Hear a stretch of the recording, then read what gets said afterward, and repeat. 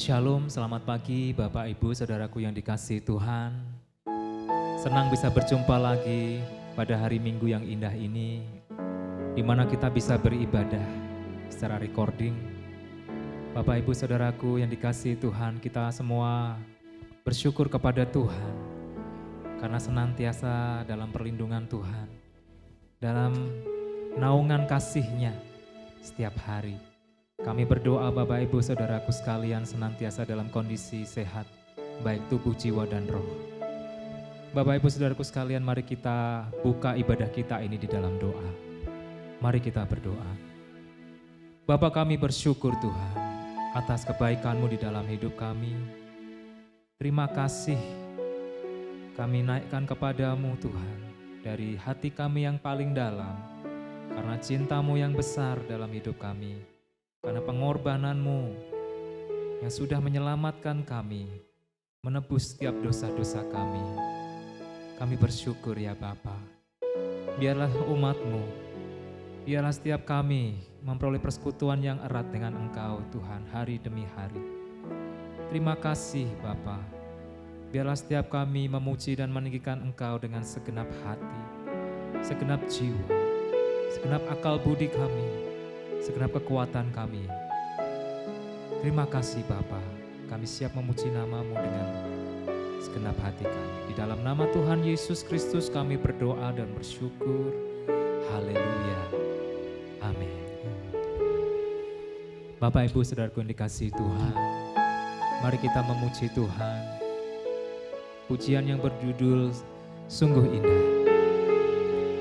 Pujian ini mengingatkan kita betapa besar kasih Tuhan di dalam hidup kita. Bahkan Tuhan mau menjadi sahabat atas setiap kita. Kemanakah aku dapat pergi? Kemanakah aku dapat pergi? Menjauhi Roh-Mu yang suci. Kau sahabat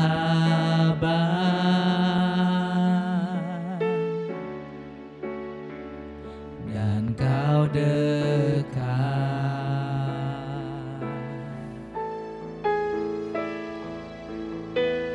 bahkan seluruh pengabdianku tak bisa membalas kesetiaan. Sungguh mulia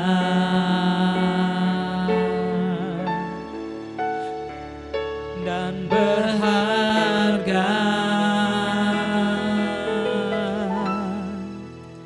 sungguh besar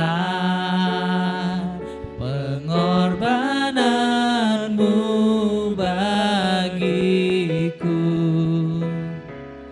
terlalu dalam untuk dimengerti. Sungguh besar,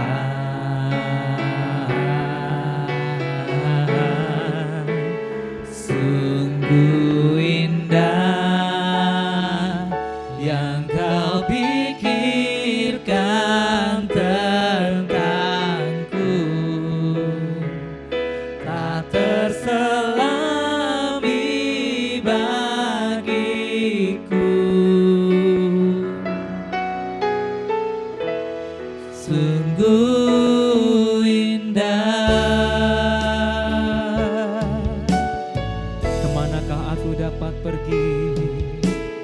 Kemanakah aku dapat pergi? Menjauhi Roh-Mu yang suci. Kau sahabat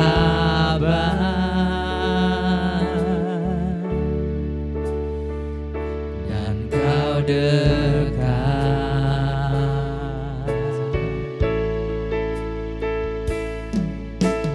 bahkan seluruh pengabdianku tak bisa membalas kesetiaan. mulia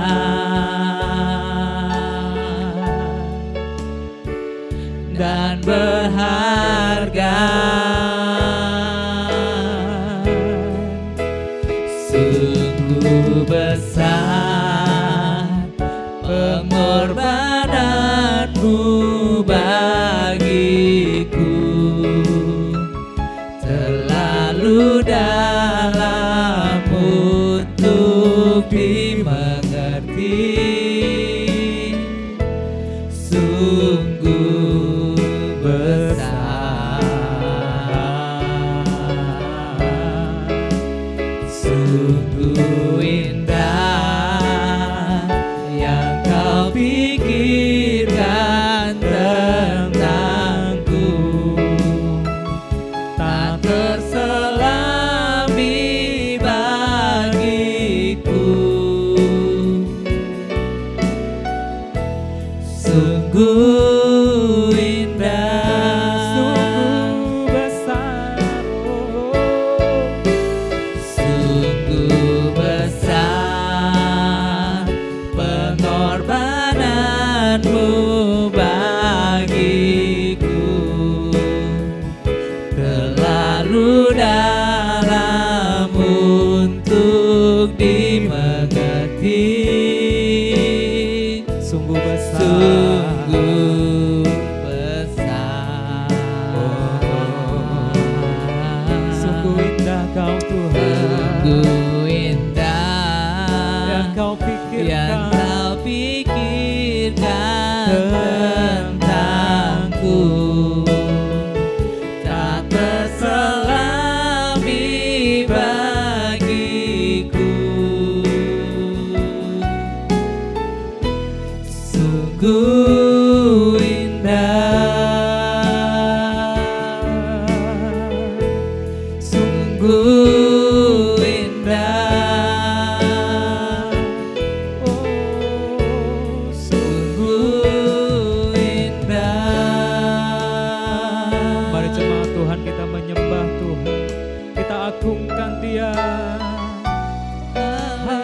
Haleluya, terima kasih besar kasih-Mu, besar kebaikan-Mu bagi kami. Haleluya, kami bersyukur, kami berterima kasih Tuhan, kami bersyukur Tuhan, kami bermasmur bagi-Mu,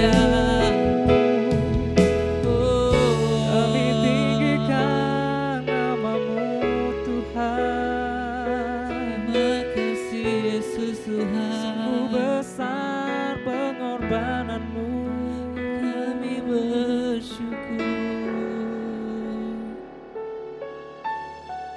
Sungguh besar pengorbanan-Mu dalam hidup kami Tuhan. Sungguh besar pengorbanan-Mu bagiku, terlalu dalam untuk dimengerti, sungguh besar, sungguh besar. Katakan sungguh indah, sungguh indah yang kau pikirkan tentangku, tak terselami bagiku, sungguh indah, sungguh indah, sungguh indah, sungguh indah.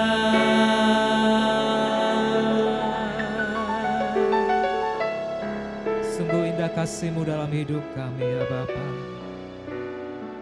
Sungguh indah apa yang telah Engkau perbuat dalam hidup kami. Apapun yang terjadi dalam hidup kami percaya akan kasih-Mu. Kami tidak meragukan janji-janji dalam firman-Mu ya Tuhan. Kami percaya akan firman-Mu. Ketika firman-Mu berfirman dalam hidup kami, Engkau menolong kami, Engkau menguatkan kami. Terima kasih Bapa.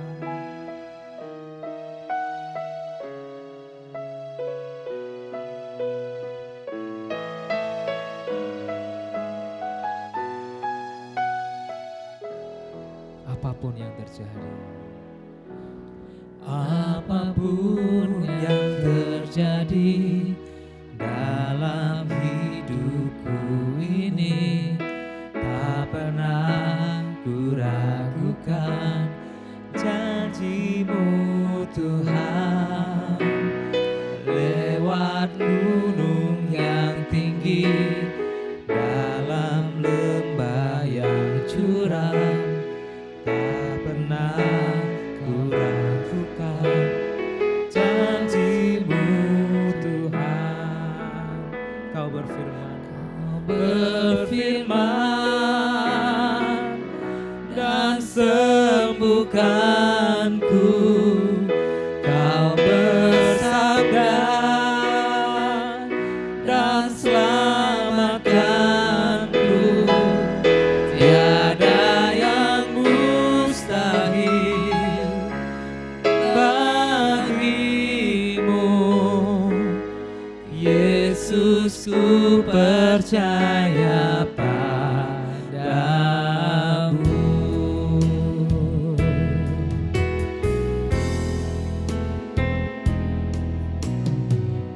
Apapun yang terjadi dalam hidupku ini, tak pernah ku ragukan janji-Mu Tuhan. Lewat gunung yang tinggi, dalam yang gelap, tak pernah ku ragukan janji-Mu Tuhan. Kau berfirman dan sembuhkanku. Kau bersabda dan selamatkanku. Tiada yang mustahil bagimu, Yesus, ku percaya padamu. Kau berfirman dan sembuhkanku. Kau bersabda dan selamatkanku. Tiada yang mustahil bagimu, Yesus, ku percaya padamu. Yesus, ku percaya padamu. Yesus, ku percaya padamu.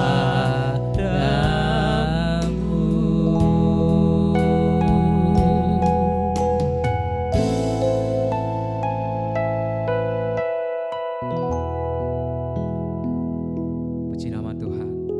Bapak, Ibu, Saudaraku yang dikasihi Tuhan, sebelum kita mendengarkan kebenaran firman Tuhan, kami ingin menyampaikan dua hal penting, bahwa minggu depan kita akan beribadah seperti ini, ibadah recording, sampai dengan informasi yang lebih lanjut, baik dari pemerintah maupun dari pihak gereja.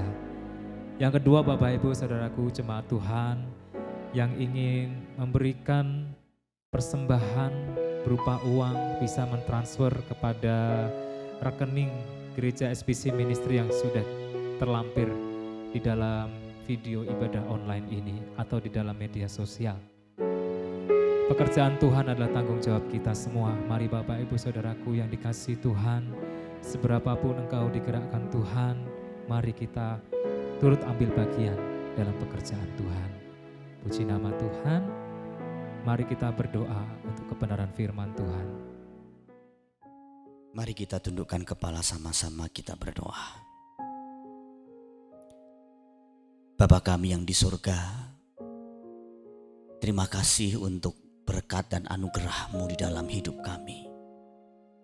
Terima kasih untuk kesempatan di mana kami boleh beribadah hari ini bersama dengan keluarga kami, orang-orang yang kami kasihi, juga keluarga rohani kami.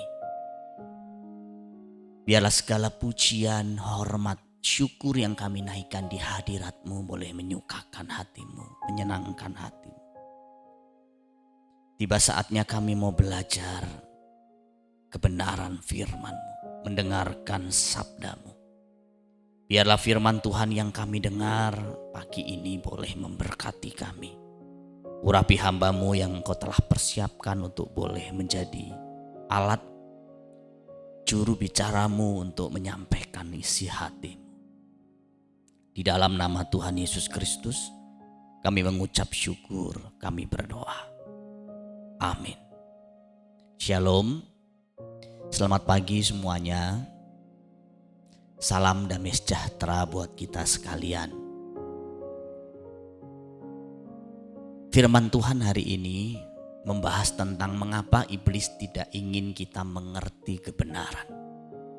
Mengapa iblis tidak ingin kita mengerti firman Tuhan. Yang pertama, supaya jangan sampai kita menjadi percaya dan diselamatkan. Matius pasal 13 ayat 19. Kepada setiap orang yang mendengar firman tentang kerajaan surga tetapi tidak mengertinya, datanglah si jahat dan merampas yang ditaburkan dalam hati orang itu. Itulah benih yang ditaburkan di pinggir jalan.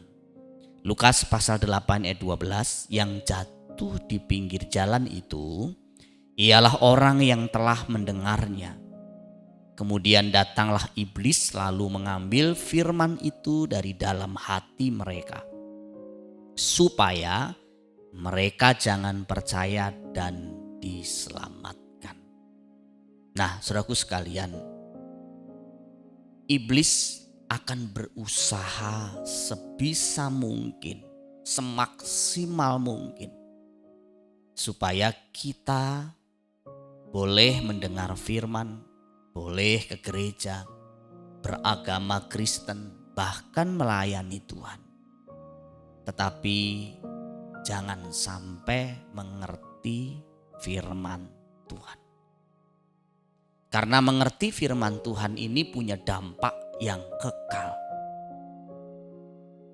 Silahkan orang boleh ke gereja mendengar firman seminggu 2-3 kali. Tapi kalau gak ngerti firman, gak ngerti kebenaran, itu tidak punya dampak apa-apa. Itu hanya sekedar kesibukan.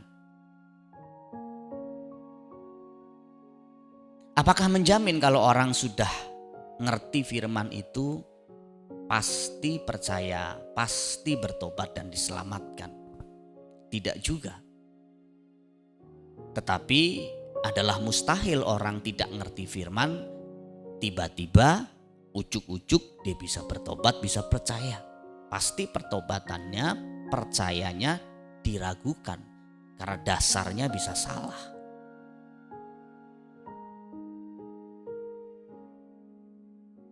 Kalau seseorang pada akhirnya dia sudah mendengar firman, dia mendapatkan pengajaran kebenaran tetapi dia tidak berubah, dia tidak berbuah, pasti ada sesuatu yang salah di sana. Kalau kita belajar dari perumpamaan tentang penabur, ada 4 tipe pendengar di sana yang dilambangkan atau digambarkan dengan 4 tipe tanah. Tipe tanah yang pertama itu adalah tanah pinggir jalan. Ini menggambarkan tipe pendengar yang pikirannya tertutup, yang akhirnya dia tidak pernah bisa mengerti firman. Firman diambil oleh kuasa kegelapan, dan ia tidak bisa percaya dan diselamatkan. Ada tipe tanah yang kedua, tipe tanah berbatu-batu. Ini gambaran dari tipe pendengar atau orang Kristen yang dengar firman Tuhan tetapi hanya ngerti sedikit. Pengertiannya dangkal. Dikatakan di sana mereka menerima firman dengan gembira, tetapi hanya tahan sebentar saja. Orang-orang seperti ini memulai kekristenannya dengan baik, dengan semangat 45. Suka juga dengar firman yang menurut dia enak di telinganya. Tetapi orang seperti ini disebutkan di sana ketika menghadapi aniaya, cobaan atas firman tersebut dia tidak tahan dan kemudian murtad. Ada tipe yang ketiga yang digambarkan dengan tanah onak duri atau tanah semak duri. Dia belajar firman, mungkin juga ngerti sedikit-sedikit, tapi terlalu banyak ikatan.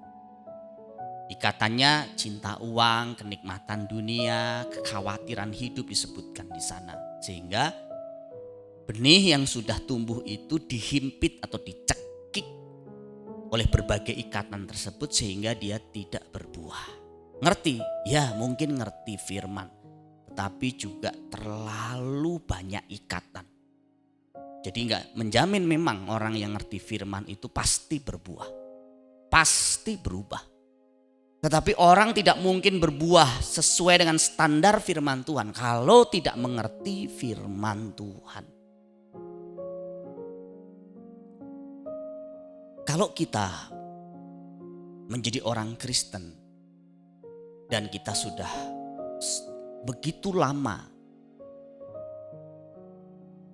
menjadi orang Kristen puluhan tahun, tetapi bahkan kita tidak mengerti tentang kekristenan itu sendiri. Hal-hal basic tentang iman, pertobatan.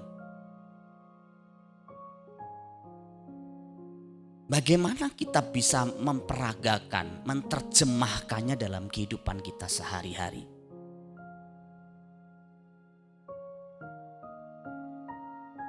Kalau kita membaca di dalam Alkitab, ada satu cerita yang menarik, satu kisah yang menarik yang disebutkan dalam Kisah Rasul pasal 8 tentang sida-sida Ethiopia yang satu waktu dia pulang dari ibadah di Yerusalem.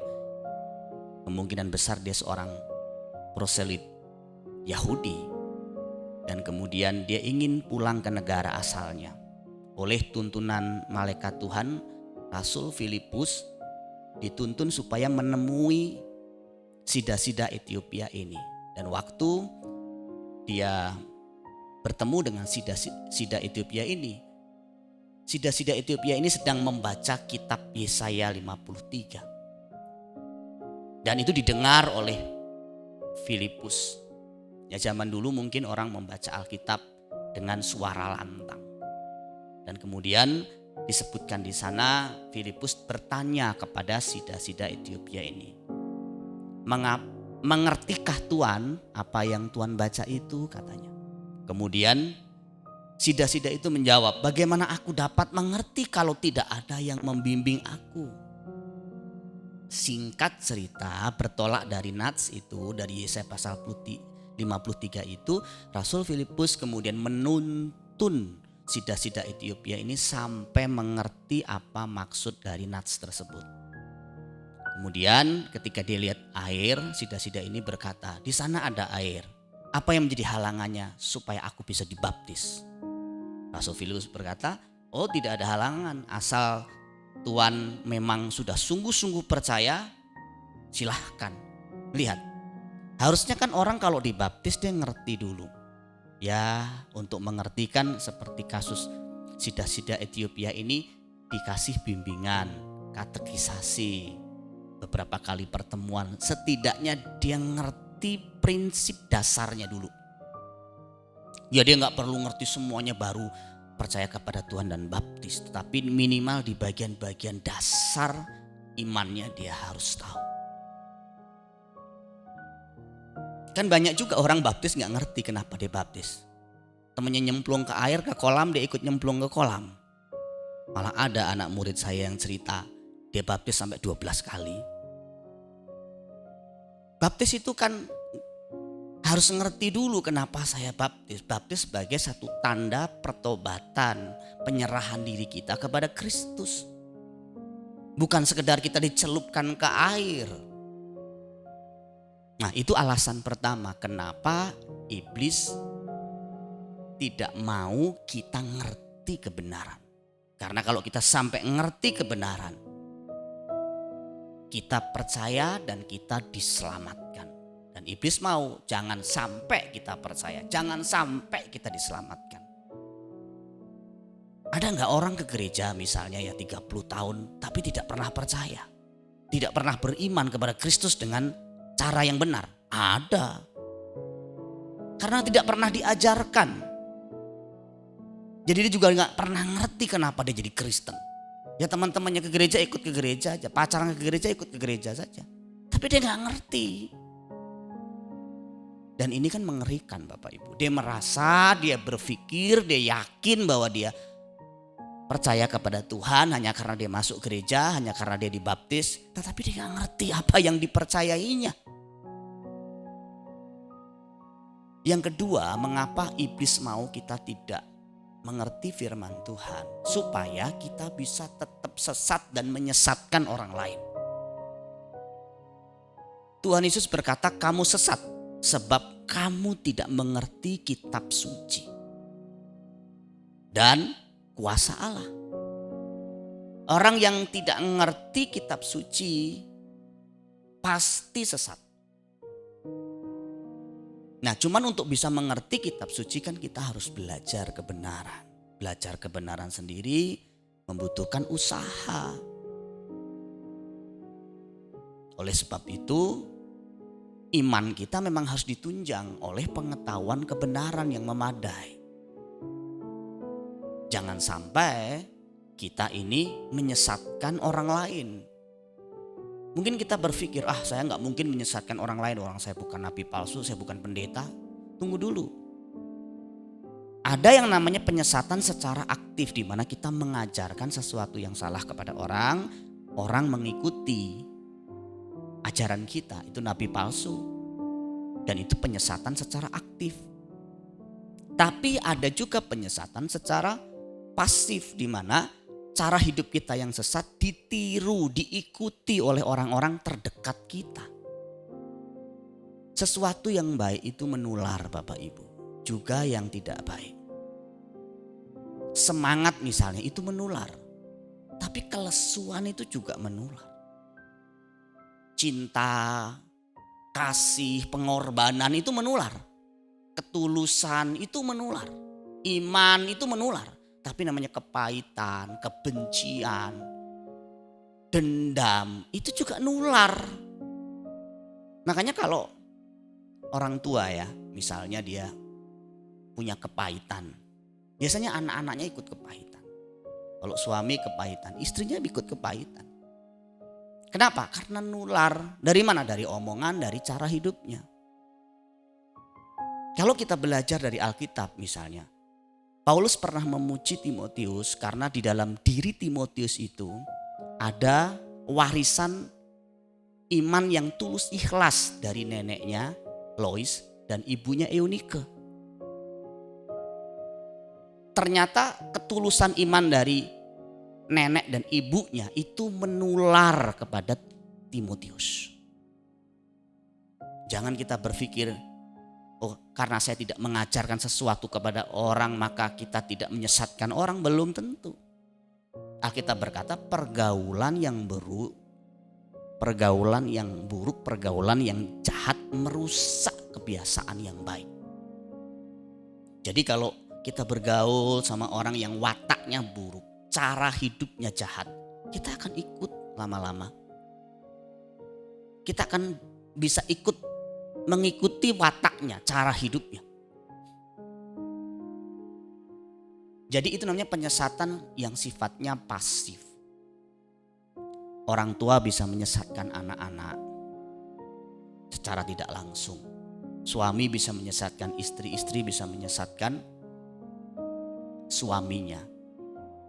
Kalau kita di gereja, kita nggak ngerti kebenaran, cara hidup kita salah, yang lain juga akan ikut-ikutan. Pada dasarnya manusia itu kan saling mempengaruhi. Yang ketiga, kenapa iblis mau supaya kita tidak ngerti kebenaran, tidak ngerti firman, supaya kita tetap buta terhadap kehendak Allah. Sehingga kita tidak bisa mengerti, tidak bisa membedakan mana yang namanya kehendak Tuhan, mana yang baik, yang berkenan kepada Allah, yang sempurna. Nah, kalau kita berpikir kita sudah Kristen, kita sudah ke gereja, kita sudah pelayanan, itu pasti karena kita melakukan kehendak Allah. Itu belum tentu, saudara. Kenyataannya kita menjadi Kristen bukan karena kehendak Allah, kita melayani Tuhan bukan karena kehendak Allah, karena kehendak diri kita sendiri atau karena kehendak orang lain. Ikut-ikutan maksud saya. Misalnya soal melayani Tuhan, bisa saja kita melayani Tuhan karena ikut-ikutan saja, bukan karena ngerti kehendak Tuhan apa untuk kita, ngerti rencana Tuhan untuk kita apa dan kita melakukannya. Dan kalau kita nggak ngerti kehendak Tuhan, wah saudaraku sekalian, itu bahaya sekali. Bisa saja kita menjadi Kristen 30 tahun, 50 tahun dan tanpa mengerti kehendak Tuhan. Bisa saja kita menjadi hamba Tuhan tanpa mengerti kehendak Tuhan.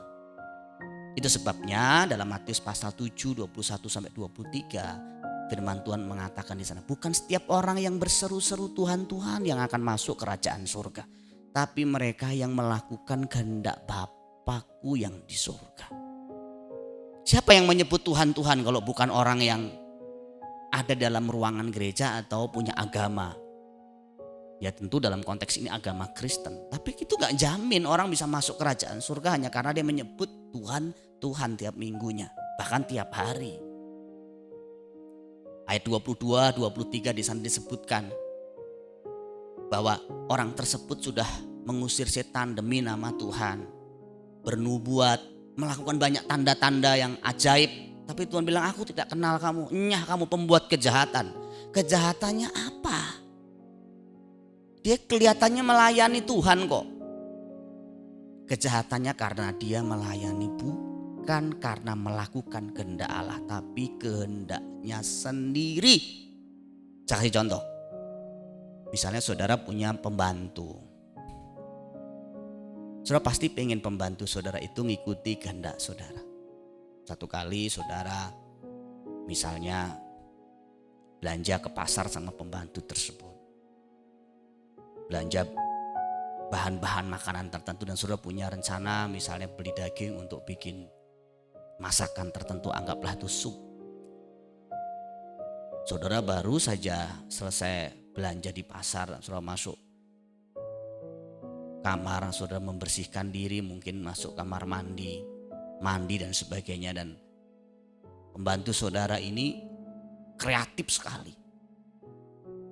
Dalam tempo yang secepat-cepatnya, yang sesingkat-singkatnya, daging sudah berubah jadi rendang. Saya mau tanya sama saudara, kalau saudara jadi majikan, saudara seneng atau kesel atau senep? Ini pembantu tidak tanya dulu apa mau tuannya, daging itu mau dimasak apa, tapi dia terlalu kreatif. Dia bikin rendang, padahal saudara mau bikin sup. Senang punya pembantu seperti itu, yang kreatifnya berlebihan, inisiatifnya berlebihan. Saudara berinisiatif dalam pelayanan, melakukan hal-hal yang baik itu sesuatu yang luar biasa. Tetapi kalau kita gak ngerti kehendak Tuhan, kita bisa salah. Tanpa pengetahuan, Alkitab katakan kerajinan itu hasilnya bisa tidak maksimal. Kita boleh aktif sekali melayani Tuhan, melakukan begitu banyak aktivitas gereja. Tapi kalau bukan kehendak Tuhan yang kita lakukan, tapi demi diri kita, demi organisasi kita, demi menyenangkan orang lain, bahaya sekali. Oleh karena itu iblis akan berusaha semaksimal mungkin supaya jemaat fokusnya bukan mengerti kehendak Allah, tetapi bagaimana caranya supaya kehendaknya, keinginannya dituruti di gereja tersebut. Kalau dia cari gereja, ya bagaimana caranya gereja tersebut memenuhi segala keinginannya. Dan ini gayung bersambut dengan pendetanya, dengan hamba Tuhan yang lebih fokus memenuhi keinginan jemaatnya, kenyamanan jemaatnya, supaya mereka tetap ibadah, tetap bertahan, tidak pergi kemana-mana, sehingga persembahannya tetap masuk, tapi tidak pernah mengajarkan kebenaran, tidak pernah mengajarkan kehendak Allah kepada mereka. Karena pada dasarnya memang jemaat itu tidak terlalu suka belajar kebenaran. Serius Bapak Ibu. Tidak terlalu suka belajar kebenaran. Mereka tuh seringkali menganggap itu tidak penting. Dan karena tidak suka, ya mungkin pendeta berkata, ya karena mereka juga gak suka ngapain. Itu ibarat anak-anak tidak suka sayur, anak-anak tidak suka buah. Sebagai orang tua kita pikir ya sudah, sukanya makanan junk food, ya kita terus kasih makan junk food. Mie instan kita kasih mie instan. Ya anak kita suka tapi mati cepat atau cepat mati. Kalau kita sebagai orang tua, kita harus berpikir yang terbaik buat anak kita. Bukan apa yang mereka ingin dengar, tetapi apa yang mereka harus dengar. Itu yang harusnya kita tekankan dalam pelayanan kita sebagai hamba Tuhan. Dan yang keempat, mengapa iblis tidak mau kita mengerti firman supaya kita tidak berbuah bagi kerajaan Allah. Matius pasal 13 ayat 23. Yang ditaburkan di tanah yang baik ialah orang yang mendengar firman itu dan mengerti. Dan karena itu ia berbuah. Ada yang 100 kali lipat, ada yang 60 kali lipat, ada yang 30 kali lipat. Kata kuncinya, dia ngerti dulu baru dia berbuah. Kalau nggak ngerti, bagaimana dia bisa berbuah? Ini penting sekali, ngerti dulu baru berbuah. Ngerti dulu baru berubah. Kalau dia berubah tanpa dia mengerti, kita harus tanda tanya perubahan jenis apa yang dilakukannya. Jangan-jangan tidak sesuai dengan standar firman Tuhan. Nah, di situ dikatakan berbuah 100 kali lipat, 60 kali lipat, 30 kali lipat. Saya kira tidak ada bagian di dalam ayat Alkitab yang paling banyak disalah tafsirkan selain ayat ini. Biasanya tidak dipakai untuk konteks memberi. Jadi saudara kalau memberi 1 juta, Tuhan akan ganti jadi 30 juta. Saudara memberi 1 juta, Tuhan akan ganti jadi 60 juta, bahkan 100 juta. Saudaraku sekalian, pengajaran demikian bukan saja tidak mendidik, tetapi suatu hari mereka yang menerima pengajaran tersebut akan kecewa. Kita harus mengerti arti 100 kali lipat, 60 kali lipat, 30 kali lipat. Ini bicara mengenai satu buah atau perubahan yang total dan radikal, yang maksimal, berbuah lebat, itu bahasa lainnya. Kita tidak usah meragukan kalau kita memberi untuk pekerjaan Tuhan, untuk orang yang tidak mampu. Tuhan pasti juga akan balas memberkati kita. Tapi kita harus mengerti dengan benar juga. Bukan kita memberi seperti kita berjudi, saudaraku sekalian.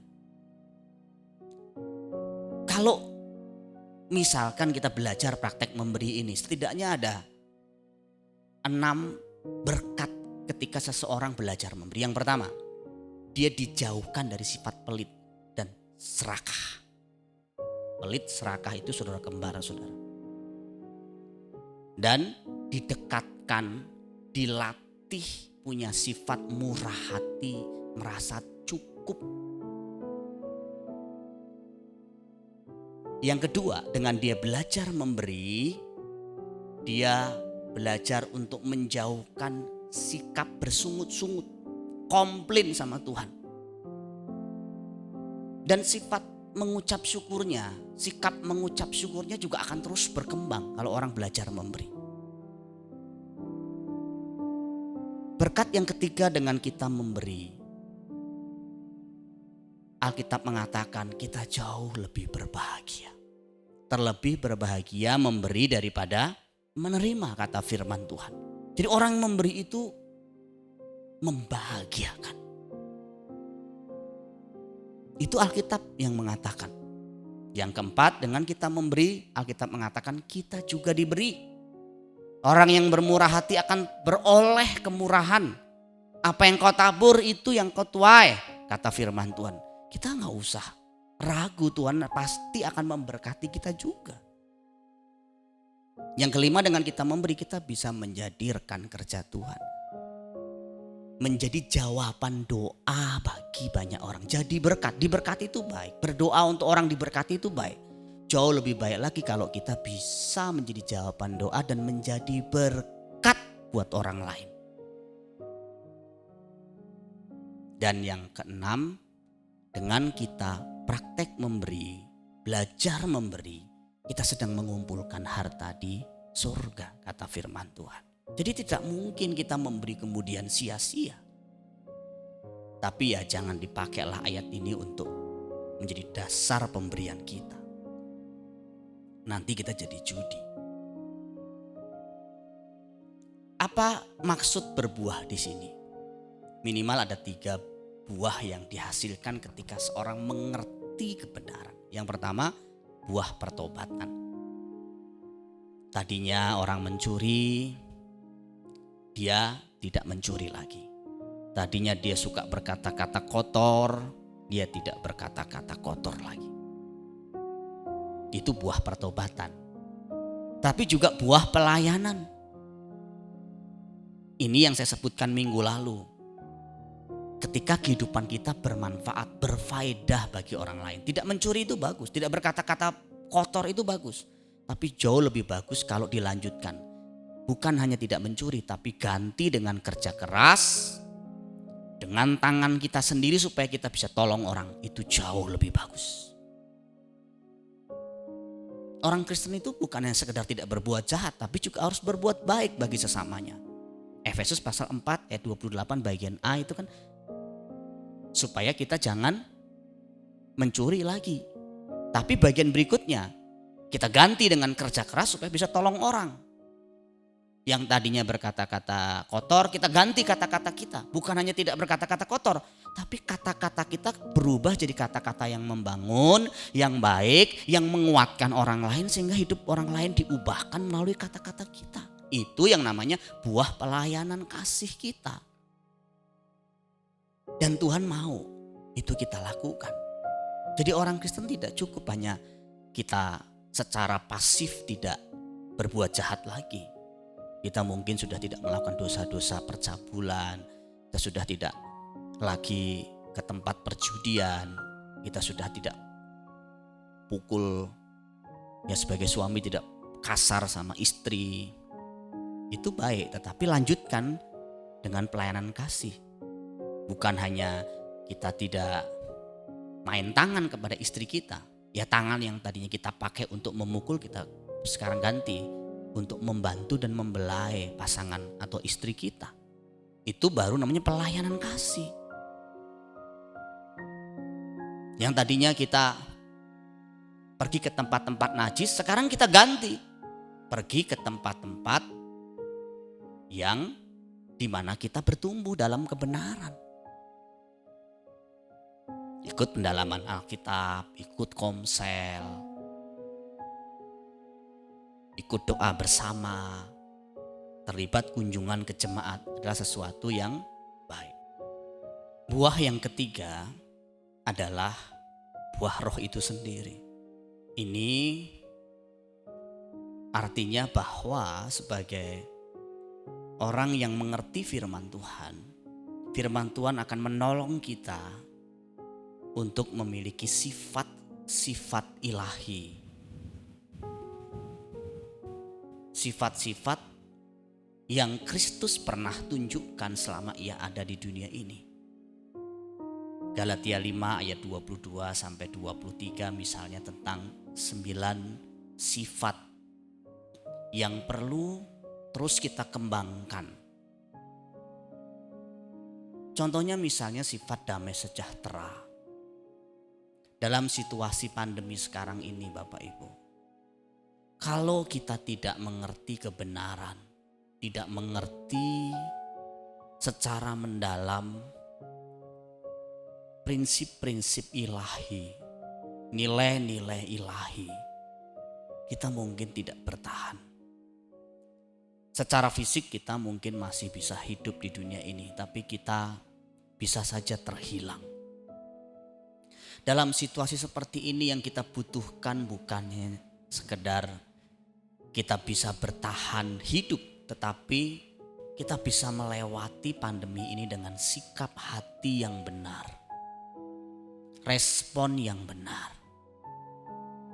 Sebagai hamba Tuhan saya melayani, mengkonselingi mereka-mereka dalam masa pandemi ini melalui via telepon juga. Saya bisa merasakan beratnya tekanan hidup, ketakutan-ketakutan mereka, kekhawatiran mereka. Ini bukan soal besar kecilnya masalah mereka. Tapi saya melihat memang ada orang-orang tertentu yang memiliki daya tahan rapuh sekali terhadap cobaan-cobaan dunia ini. Entah itu sifatnya penderitaan ataupun sifatnya kelimpahan. Sehingga ketika masa ujian itu datang, mereka menjadi panik, takut, khawatir, dan kehilangan damai sejahtera. Damai sejahtera yang dimaksudkan di sini misalnya, ini bukan damai sejahtera yang ditentukan oleh keadaan di luar kita. Damai sejahtera ini bukan karena kita pergi ke tempat yang sejuk, yang sepi, yang indah, baru kita merasakan damai. Kita gak ngalami masalah baru kita merasakan damai. Bukan. Damai sejahtera yang dimaksudkan di sini dalam keadaan apapun.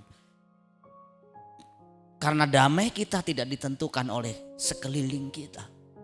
Bukan dari luar, tapi dari dalam persekutuan kita yang pribadi dengan Tuhan. Kepercayaan kita, iman kita yang percaya akan janji-janji penyertaan dan perlindungannya dalam hidup kita. Saudaraku sekalian, biarlah firman Tuhan yang kita dengar ini boleh memberkati kita sekalian. Jangan sampai apa yang menjadi keinginan iblis justru kita ikuti. Kita menjadi Kristen dan tidak pernah mengerti apa yang menjadi maksud dan rencana Tuhan atas hidup kita. Kita terus sesat dan menyesatkan orang lain. Kita tidak mengerti kehendak Allah mana yang baik, mana yang berkenan dan mana yang sempurna. Dan kita juga tidak berbuah. Hidup kita tidak berubah. Sifat-sifat lama kita hanya tertidur sebentar dan muncul lagi ke permukaan seperti monster yang lebih mengerikan. Kita mungkin hanya tidak berbuat jahat, tapi kita tidak juga melakukan kebaikan bagi sesama kita. Sementara kita sebenarnya tahu kita mampu. Padahal firman Tuhan berkata kalau kita tahu itu baik tapi kita tidak melakukannya itu sudah dosa. Dan karakter kita tidak kunjung berubah. Sifat-sifat ilahi, sifat-sifat Kristus tidak muncul ke permukaan. Padahal sudah puluhan tahun kita menjadi Kristen. Kita harus waspada, kita harus tahu bahwa ini pekerjaan kuasa kegelapan buat kita. Kita jangan biarkan kuasa kegelapan terus mengendalikan, terus berupaya untuk menutup pikiran dan hati kita sehingga kita tidak mengerti kebenaran. Kita jadi bulan-bulanan kuasa kegelapan. Minggu depan kita akan belajar mengapa kita tidak mengerti kebenaran dan mengapa pikiran kita seperti tertutup, atau orang-orang tertentu pikirannya seperti tertutup seumur hidupnya, seolah-olah firman Tuhan tidak pernah bisa menembus hati dan pikirannya. Itu kita akan pelajari minggu depan dalam seri yang kedua. Kiranya firman Tuhan yang saya sampaikan ini boleh memberkati kita sekalian. Amin. Mari kita tunduk kepala sama-sama, kita berdoa. Bapa kami yang di surga, terima kasih untuk berkat dan anugerah-Mu di dalam hidup kami. Untuk kesabaran, untuk kemurahan Tuhan hingga kami boleh diberi kesempatan terus berbenah diri. Termasuk untuk belajar mengerti apa yang menjadi isi hati-Mu, apa yang menjadi kehendak Bapa Surgawi untuk kami lakukan selama kami ada di dunia ini. Ampuni kami kalau sampai hari ini kami masih masuk dalam tipu daya kuasa kegelapan. Kami berpikir bahwa kami sudah selamat, kami berpikir bahwa kami sudah tidak perlu lagi untuk belajar kebenaran firman-Mu dengan sungguh-sungguh. Ampuni kami ya Tuhan. Biarlah firman yang kami dengar hari ini boleh mendapat tempat di hati kami. Biarlah kami boleh terjemahkan dalam perbuatan nyata kami. Di dalam nama Tuhan Yesus Kristus kami mengucap syukur untuk kebenaran firman-Mu. Berkati hamba-hamba-Mu yang telah menyiapkan jalannya ibadah ini. Teman-teman, rekan-rekan yang telah berjuang bekerja keras di ladang Tuhan untuk boleh menyiapkan acara ini, ibadah ini. Juga jemaat-Mu yang dengan setia memberikan persembahan syukur, mendukung pekerjaan Tuhan dalam kesusahan mereka. Engkau memberkati mereka, Engkau melimpahkan hati yang dipenuhi dengan kebajikan dan kemurahan, damai, sukacita, kebahagiaan sejati di dalam mereka praktek memberi untuk pekerjaan Tuhan. Bahkan mereka juga bisa menolong, memperhatikan saudara-saudara yang lain yang lebih mengalami kesulitan. Kalau sebentar kami akan kembali kepada aktivitas kami, melakukan kegiatan kami hari ini, sepanjang hari ini, biarlah berkat dan anugerah-Mu turun atas kami sekalian. Jemaat yang dikasihi Tuhan, arahkan hatimu, kedangkan tanganmu. Terimalah berkat anugerah dari Allah Tuhan kita. Kiranya Tuhan memberkati engkau dan melindungi engkau. Tuhan menyinari engkau dengan wajah-Nya dan memberi engkau kasih karunia. Tuhan menghadapkan wajah-Nya kepadamu dan memberi engkau damai sejahtera. Berkat itu datang dari Allah Bapa kita di surga, kasih sayang dari Tuhan kita Yesus Kristus serta pimpinan penyertaan Roh Kudus akan memimpin menyertai hidupmu mulai hari ini sampai selama-lamanya. Sama-sama yang diberkati berkata, amin. Selamat pagi, Tuhan Yesus memberkati kita sekalian.